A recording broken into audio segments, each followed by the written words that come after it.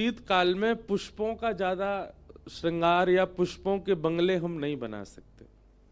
हम लोग भागवत जी को या व्यास जी को भी पुष्प पहना तो देते हैं, पर शीतकाल में पुष्प नहीं धराने चाहिए, क्यों? पुष्प ठंडे होते हैं। तो शीतकाल में आपको भी अपने घर के ठाकुर जी को कुछ मेवाओं की माला पहना दो, या अन्य अन्य कई ऐसी सामग्री होती हैं जो शीतल नहीं होती, उनकी माला धराओ। ठाकुर जी को पुष्प की माला शीतकाल में नहीं धरानी चाहिए। हमारे यहां तो बहुत सारे भाव हैं। ठाकुर जी को गुलाब का इत्र नहीं लगता सर्दियों में, खस का इत्र नहीं लगता, मोंगरा का इत्र नहीं लगता, और चंदन का इत्र नहीं लगता। ये सब ठंडे होते हैं। ठाकुर जी को हेना का इत्र लगता है, शमामा का इत्र लगता है, कस्तूरी का इत्र लगता है, केसर का इत्र लगता है। जिनकी ताशील गर्म है वो ठाकुर जी को धराने चाहिए। ठाकुर जी सूती वस्त्र नहीं पहनते शीतकाल में। शीतकाल में ऊनी वस्त्र होने चाहिए, पर कई मंदिरों में ऊन का प्रवेश नहीं होता। तो ऊनी वस्त्र ना हो तो थोड़े मोटे कपड़े होते हैं, वेलवेट होता है, और भी बहुत कुछ होता है, वो ठाकुर जी को धराना चाहिए। ठाकुर जी को हाथ में मुंजरी, मोजा, पाम में मोजा पहनाने चाहिए। और अगर घर में व्यवस्था हो तो हीटर लगाओ, पर हीटर वाले नहीं है हमारे ठाकुर जी। अब जहां व्यवस्था नहीं होती वहां तो हीटर ही लगता है, नहीं तो कोयला, सिगड़ी जला करके कोयला पहले बाहर जला लो। जब वो बिल्कुल सुलग जाए, बिल्कुल लाल पड़ जाए, धुआं उठना बंद हो जाए, फिर ठाकुर जी के सामने पधराओ। जो जो जिनकी सेवा प्रधान जो अपने घर में करते हैं वो उन लोगों के लिए है। जो काम चलाऊ ऐसे ही ठाकुर जी बैठा रखे हैं, उनके लिए कोई बात नहीं। लेकिन जो सेवा भाव से करते हैं उन लोगों के लिए ये भाव है। ठाकुर जी को रात्रि में बढ़िया 2-2 कंबल रजाई उड़ा करके सुलाओ, एक नीचे बिछाओ, एक ऊपर लगाओ, इत्र लगाओ, रात्रि में घी की मालिश करो, ठाकुर जी को शीतल नहीं लगे। जाड़ो बहुत लगे हमारे लाला को, तो उस भाव से सेवा होती है। प्रसादी में भी भोग जो लगता है ठाकुर जी का, उसमें भी वही वस्तु आती है जिनकी ताशील थोड़ी गर्म हो।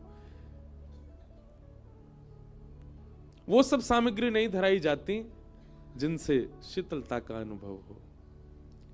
तो भाव प्राधान्य जिनकी सेवा है वो लोग इसका पालन करना, और जो केवल सुबह शाम दिया बत्ती वाली सेवा करते हैं वो जैसी है वैसी रहने दो। तो लाल जी का उत्सव है। शीतकाल की वजह से पुष्प के मनोरथ तो होते नहीं, इसलिए हमने इस बार बड़ी खोजबीन करके नए नए मनोरथ निकाले हैं। गिरधर लाल जी के रोज रात्रि में वहां संगीत के कार्यक्रम होंगे, और सब लोगों को एक बता दिया जाएगा पहले ही कि भाई ऐसे ऐसे वस्त्र पहनो। जैसे लाल जी की पोशाक वैसी सबकी पोशाक। लाल जी गुलाबी पहनेंगे तो सारे श्रोता भी गुलाबी पहनेंगे। लाल जी ने नीलो पहनो तो ठाकुर सब श्रोता भी नीले पहनेंगे। इस प्रकार वो उत्सवात्मक होता है। नाथ द्वारा में इस बार है। भारतवर्ष के कई संत, क्योंकि कुंभ है इसलिए कई संत तो आ नहीं पा रहे, पर हमारी उम्र के जितने हैं वो सब आ रहे हैं जो कथा करते हैं। सब लोगों का आगमन हो रहा है। संभवतः राजस्थान के मुख्यमंत्री जी भी आ रहे हैं, उनका भी आगमन होगा। भरतपुर वाले तो कहाँ जाएंगे? हमने आपके लिए यहाँ कथा करी, अब हमारे लाल जी के उत्सव में आओ। तो ये सब भाव है। और संभवतः अभी हम कंफर्म नहीं है, पर हमको थोड़े थोड़े अंदर से ऐसे लग रहे हैं, एक आध बार स्वप्न भी आ गया है, अगले वर्ष लाल जी का ब्याह होगा। हमारे लाला ब्याह करेंगे। और अगली साल का जो उत्सव होगा यानी कि 2026 का, बताओ 7 वर्ष को लाला बाल ब्याह करेगा।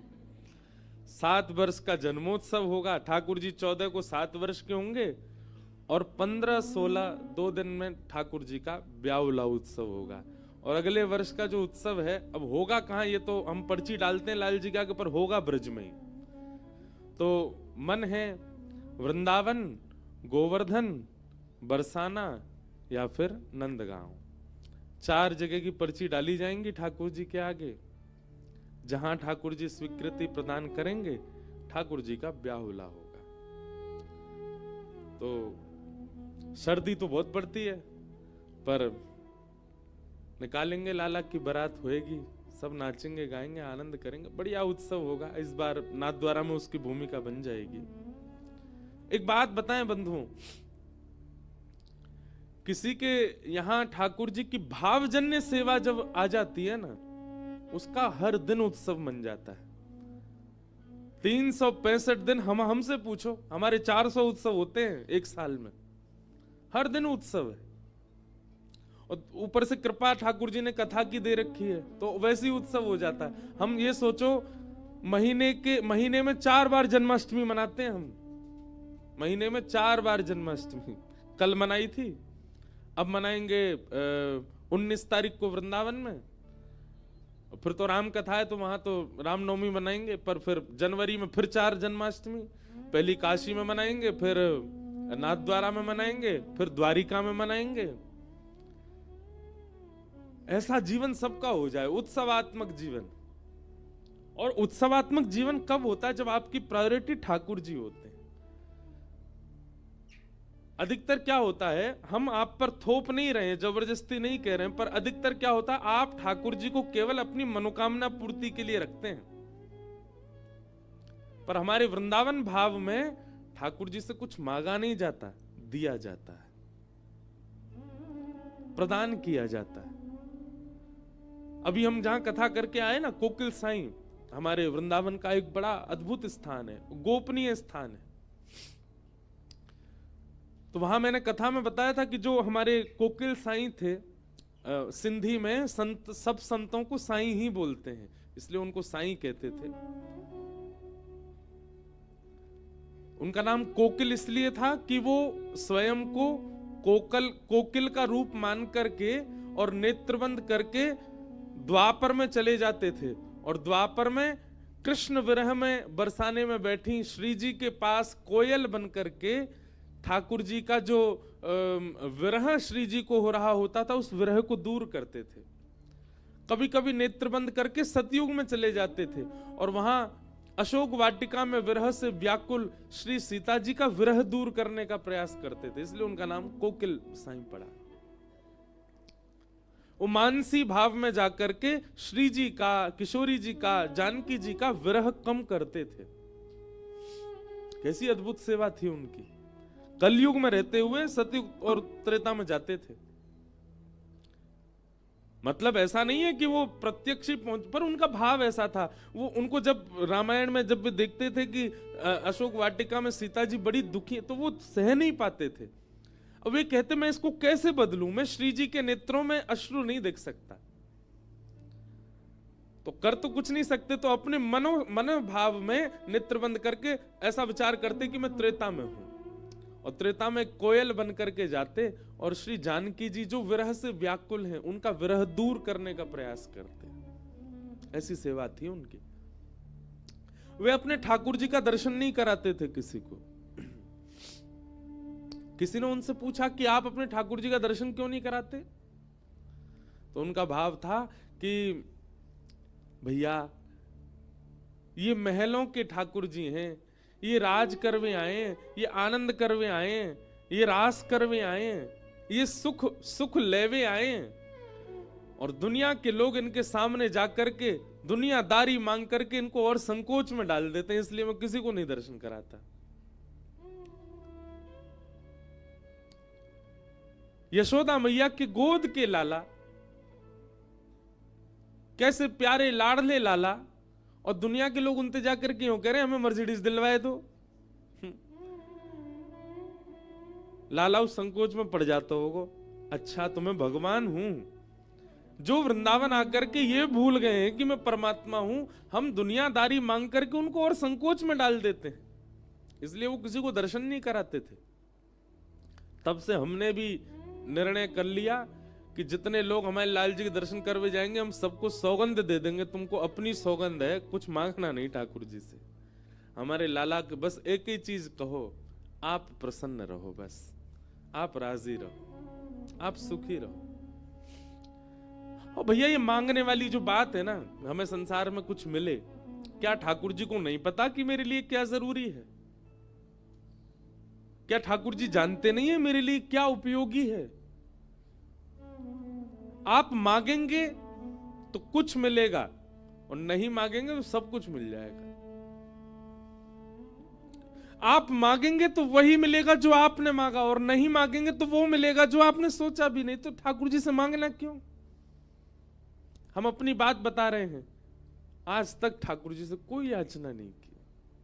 एक याचना की बस कि हे नाथ, आपकी सेवा कभी छूटे ना। आपकी कथा कहने के लिए जाते हैं, उन कथाओं में कभी कोई ऐसा भाव उत्पन्न ना हो जाए जिससे किसी के हृदय को ठेस हो या आपसे दूरी बन जाए। बस प्रेम ही मांगा है, सेवा में भी, कथा में भी, सब चीजों में।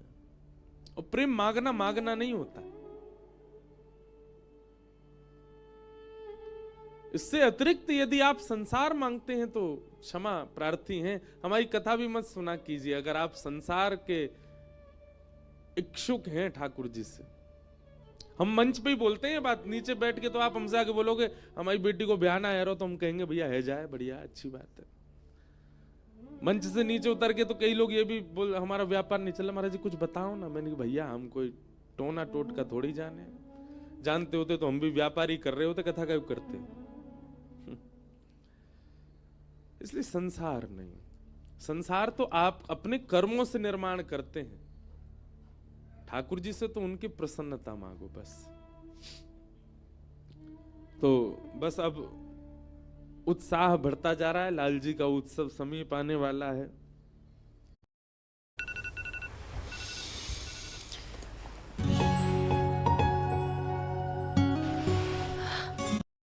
उत्साह बढ़ता जा रहा है, लाल जी का उत्सव समीप आने वाला है।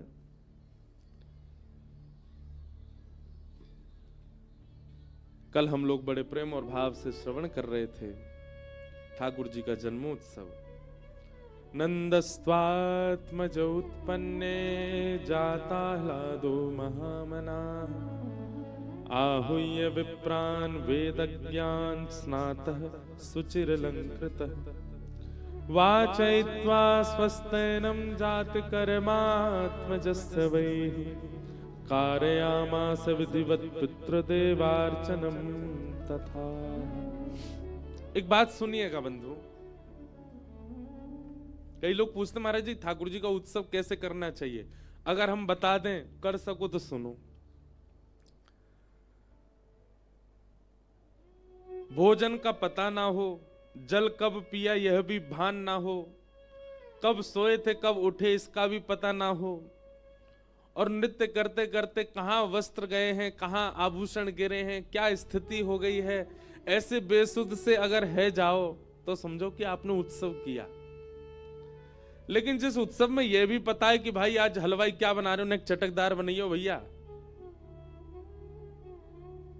सोना कितने बजे, 10 बजे हमको बिस्तर चाहिए, हीटर वीटर लगवा दियो बढ़िया, सुबह उठ करके ऐसे बाल काटने, ऐसे वस्त्र पहनने, ऐसा सुंदर मेकअप करना, ये करना, वो, ये उत्सवात्मक स्वरूप नहीं। उत्सव में तो सब भूल जाए, वो उत्सव होता है। भागवत जी में वर्णन है।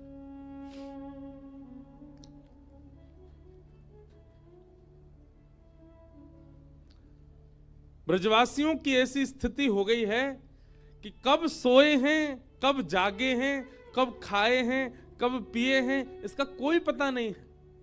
बस नाच रहे हैं, नंद घर आनंद भयो जय कन्हैया लाल की। किसी के उत्साह को देख करके इतना उत्साह, इतना उत्साह, इतना उत्साह। किसी ने पूछा अरे भैया तू तो इतनी जोर से नाच रहा है, इतनी जोर से उत्सव मना रहा है, तेने देख लियो नंद जी को लाला? नाचते नाचते बोलो नहीं नहीं अभी ना देखो। बोले तेने देखो ही ना तो फिर इतनों का ही नाच रहो।